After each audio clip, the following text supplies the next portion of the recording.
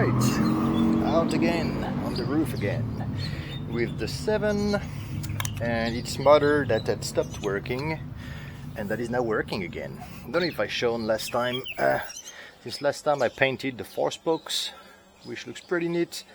The yellow, I just used one of those acrylic markers. Oh, I don't have a pin here, that's not gonna go well. Just used a little acrylic marker for the side of the rims to put them in yellow. I think it's like a Gundam marker or something like that, and look pretty neat. So I haven't driven the 7 for some time now because of this broken motor, so let's get back into it. Oh yeah, the yellow side looks pretty cool with the racing green. Alright, this body has suffered quite a bit on the track, but it's still going strong, and I am not going to change it for some times, I think. So let me show you the little family of PC that I have that I'm running right now. Those I need to put the little O-rings to stop the pin from spinning around. So this is my test body. Actually, I have O-rings here. Let me put some right now, and they're green as well, which is going to be cool. So the track is basically the chassis I use to test pretty much everything, and the 01 is my F1 body, for which I have a transponder stuck in the halo.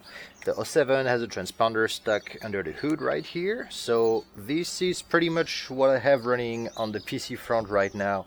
This is running the semi for the moment, but I'm gonna do more tests with the 80s F1, the one-piece body, and my favorite body, which is the Tipo 33 as well. So I'm going to be driving those and filming those in the coming days. I put that body on the store I think a few days back, maybe last week or something like that, but I don't have pictures with the painted body yet, or I don't believe I have any videos with this body running at the moment.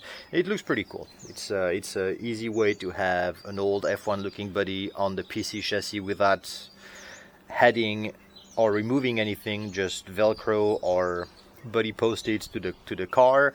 Can keep the diffuser, no need for a wing or a spoiler. The bumper is large in the front. This is the old type that had the very tiny spoiler in the front. So that's basically what I'm running at the moment, my little family of PCs, and it's quite interesting to see the different dynamics between the cars. The test chassis you saw last time, I did the test when I had the Twingo on, the little hatchback, and I tested the dampers on.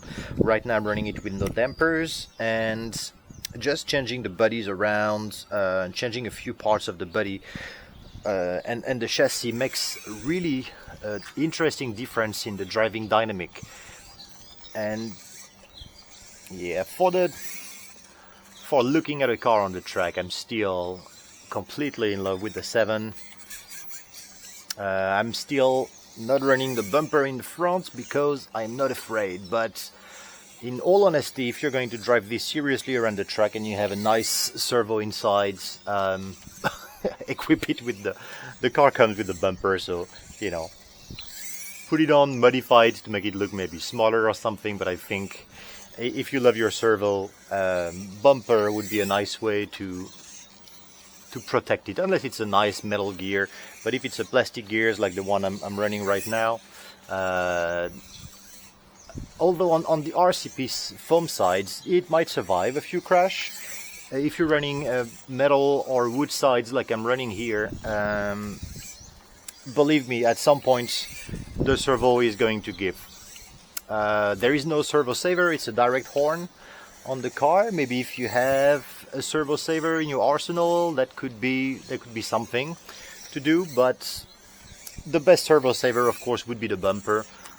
Other than that, honestly, the car, I mean, the servo can take a beating before they get broken. I'm running fairly cheapies inside the car, and I drive a little bit like a turd, so I am prone to hitting walls at full speed. But nevertheless, I think just for the sake of servo safety would be a nice thing. I'm gonna need to take some slow motion of that car on the track, because This, for once, the F1 is very stiff. The front end and the rear ends are not allowed a lot of movement. This one, which has much more open area in the front and much more space in the rear, really enjoys the full range that the suspensions have, both the floating front end and the rear end. So I think a little bit of slow motion shots like I did last time would be a cool visual understanding of how the car sticks to the ground and how it handles bumps and corners and everything. I'm sure a few people were a little bit surprised last time when I filmed the super slow motion of how bumpy my track is, because it doesn't feel that bumpy, honestly. It feels bumpy when you're driving, but not as crazy as it looks on the video, and it surely doesn't look that bumpy on driving videos. But when you see it in slow motion, you can see how often the front or the back of the cars are actually not in contact with anything. So it's actually a testament to the abilities of the cars to drive as well the Kyoshos that have been driving here than this one or the Atomic, that they are able to get any kind of grip and traction on this track. It's pretty amazing. This car, I think I have a bit too soft tires in the front, so I have a very lively rear end, if you don't mind me saying, compared to the other cars that I'm running. It's probably due to the high grip front, and the rear is not really that it's a mismatched tires, but I had run tires with reversed treads on the car, and then I realized that I actually had the other side of the tread. So I have one side of the car in the rear that is fairly well used, and the other side that is fairly new. So I'm not sure if this is playing a role in the bad traction that I have at the back, but I think it's mostly because I have too much traction in the front. When I see the way the F1 behaves with a much lower, much harder tires in the front with lower tractions, you see that was a nice uncontrolled drift. The truck is a similar situation. I have some actually I have the matching pair of Kyoshos at the rear, and in the front I have some slicks. Well, they are slicks now. They were not slicks in the beginning, but they are fairly used Mini Q2 front tires that I used to run on the Atomic before. So very low traction in the front, and it's true that I don't have that very happy tail that I have on the Lotus.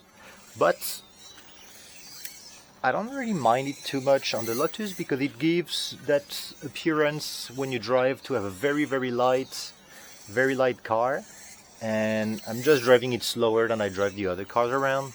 I don't mind it too much. I'm not trying to be competitive with this car. Well, I'm not trying to be competitive anyway, but I mean, as much as I try to get the truck and the 01 to go as quickly as I can, this one I just enjoy going along for the ride with this car. And as you can see, I enjoy kissing walls. Wow. Oh my god, the amount of carpets that's on the car right now. Not sure you can tell. It is fairly hairy. I need to take my compressor out. Alright, so I'm going to go and shoot a couple of slow-mo of the car. I think I'll be brave enough to do a montage and put them at the end of the video for all to see. Alright, so on that note, stay safe everyone. Bye bye.